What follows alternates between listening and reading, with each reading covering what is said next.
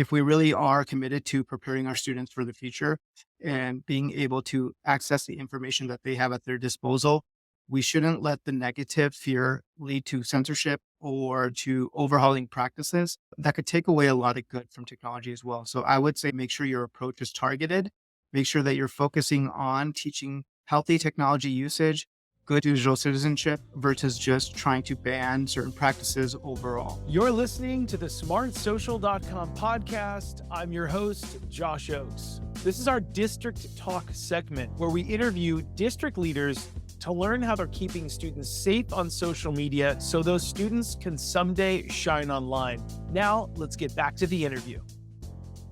My name is Andy Johnsen. I am the superintendent in San Marcos Unified School District. We're in North County, San Diego. We have just shy of 20,000 students in 19 schools. Hey, Josh, I'm Cliff Jones. I'm the chief of staff here in Fulton County, Georgia. We have 108 schools, 90,000 students. We are part of the metro Atlanta area. We're the largest non-contiguous district in all of the U.S., which means we're bifurcated by Atlanta Public Schools. Hello, my name is Gandhi. I am the superintendent of Fargo Public Schools, located in the warm, sunny Fargo, North Dakota. We have about 11,400 students at 23 buildings. How have you been successful in increasing parent engagement to help keep students safe on social media? We have programs for our parents. They go out through our PTOs. The school principals do principal chat with their parents. Again, just raising awareness. I think this is one of those things where like the kids are 10 miles out in front of us. And most of us as adults are just trying to catch up and make sense of what do the acronyms mean when the kids are texting each other, and what are these new things I hear the kids talking about. TikTok is now old, but there's a new one popping up, it seems, every week. And so we do try to keep the parents informed and more than anything else, that they're involved and that they're talking to their students. There's no way we're going to be able to keep in front of it and let the parents know here's everything you need to be watching for. But if we can get the parents just aware that this is all happening and having conversations with their kids and keeping those lines of communication open, I think that's probably one of the most powerful things we can do with them. We have a tip line. It's the FCS tip line. And this is a critical piece of two-way communication. You know, what we see from the tip line can include anything from a student who may be enduring some self-harm from another student, a parent who wants to have us look into a post. But that tip line becomes two-way because we then follow up with wherever that needs to go, whether it be a social worker, a police officer, or maybe even a school leader. There are a variety of ways that we've engaged parents and how to keep students safe on social media, but there's also a variety of ways in which we have more opportunities, and there is more that we could do. Fundamentally, I think at the root cause, it starts with awareness and making sure that we are providing that education to parents as well. Social media, what it can be used for and what it can't be used for, and the harms and dangers of that. We, as a school district, we encourage our staff not to use social media with their students because we do believe that there are several other healthy apps that can be used.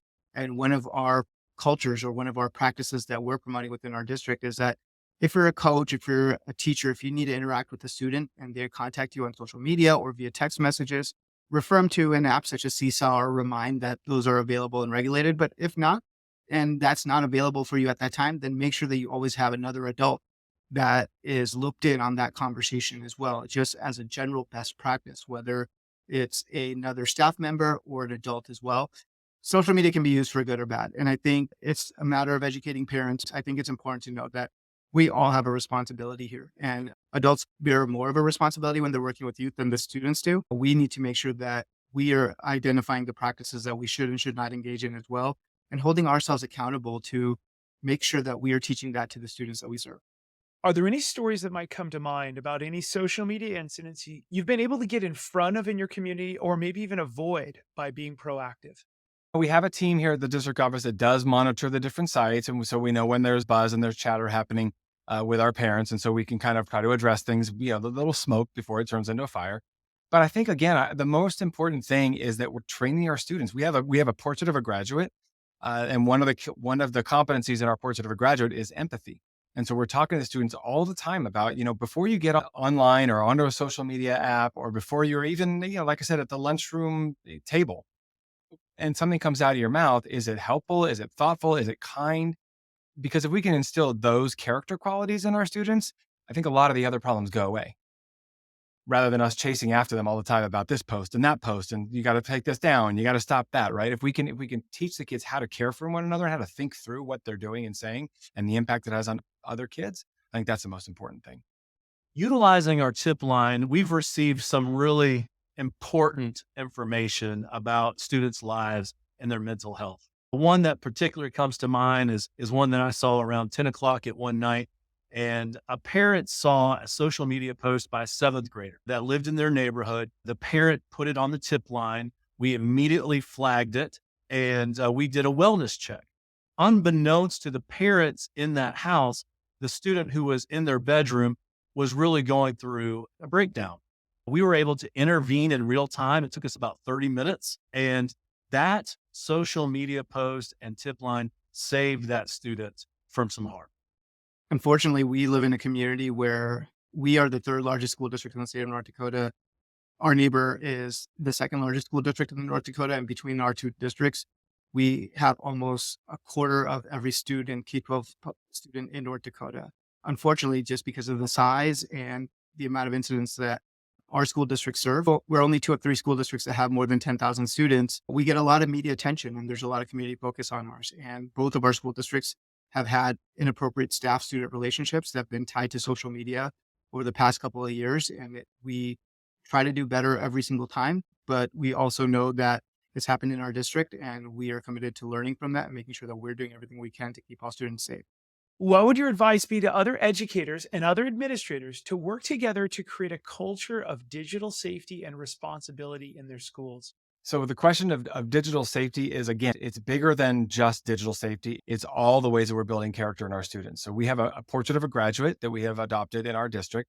And the 5 competencies are empathy, critical thinking, communication, adaptability, and leadership. And so those 5 competencies are woven through all of our lessons, all of our activities, and particularly in these conversations about digital safety and digital citizenship and digital literacy. So no matter what the students are engaged in, we want to make sure that they are thinking through what they're doing and saying. Are they helping move relationships forward? Are they helping build deeper relationships with their classmates and with the school community? Or is what they're doing and saying taken away from that? So that's a kind of a central part of all of our conversations here in the district. These digital tools are as useful as the behaviors as we adults are trained and responsible to deliver them. And so one of the key pieces of this atmosphere or environment that really is part of our technology culture of integration is that we take on the behaviors as adults to do 3 things. Number 1, use it to educate, use it to communicate, and then also use it to apply and make learning relevant. My biggest advice would be treat students the way we'd want to be treated ourselves. We understand that technology can be bad, but we also know that technology is not going away. If we really are committed to preparing our students for the future and being able to access the information that they have at their disposal, we shouldn't let the negative fear lead to censorship or to overhauling practices that could take away a lot of good from technology as well. So I would say make sure your approach is targeted.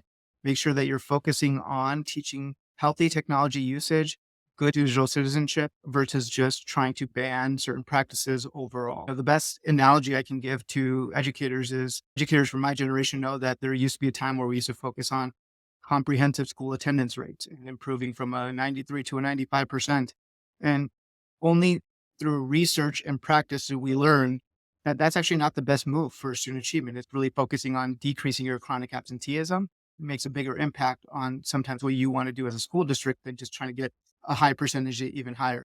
We can sometimes overgeneralize a solution to a very specific problem, and that could be problematic because we can lose a lot of good in trying to get rid of what we think is a little bit of bad.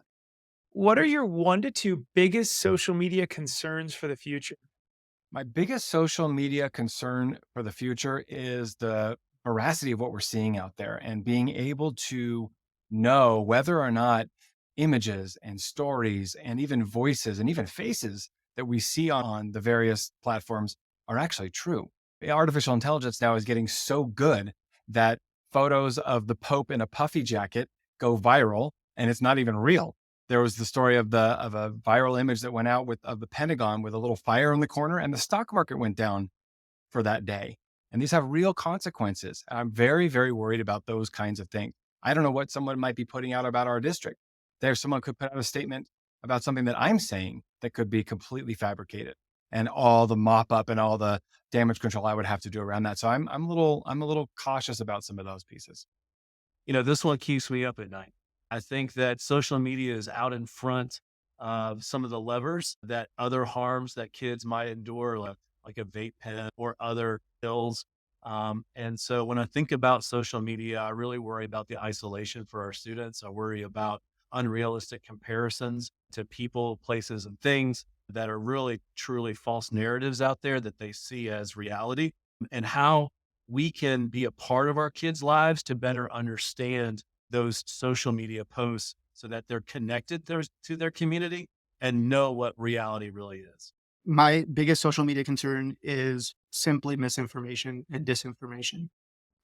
Unfortunately, I don't know how to prevent any human from confirmation bias and the availability of so much information that is already biased, that is tainted, that might be slanted, that is accessible to students, adults, and every member of our community makes it a challenge to be able to even start a conversation about critical thinking or application from a neutral standpoint. And I think that is something that we are continuing to see.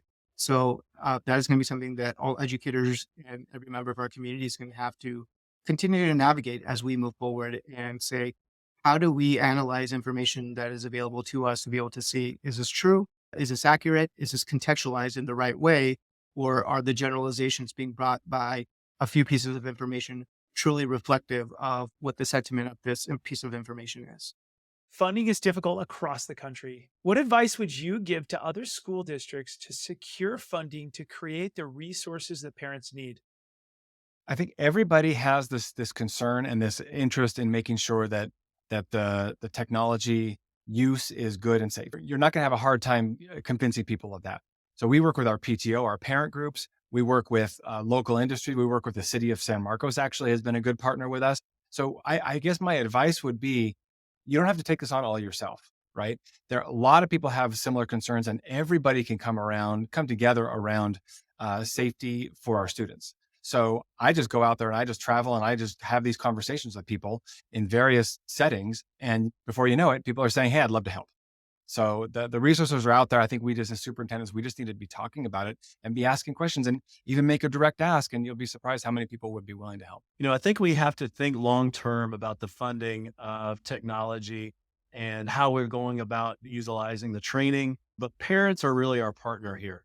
The more that we increase our parents' awareness of a tool, of a technology, and its impact on their kids, the more they're going to advocate for not only that tool, but our professional development needed to be putting that tool into play. I think that advocacy in this is really important, not only as an educational organization, but also those partners, whether they be universities, chambers of commerce. If we're truly creating a student experience that's training kids for their future, they're going to need advocacy from those businesses and other people in the now.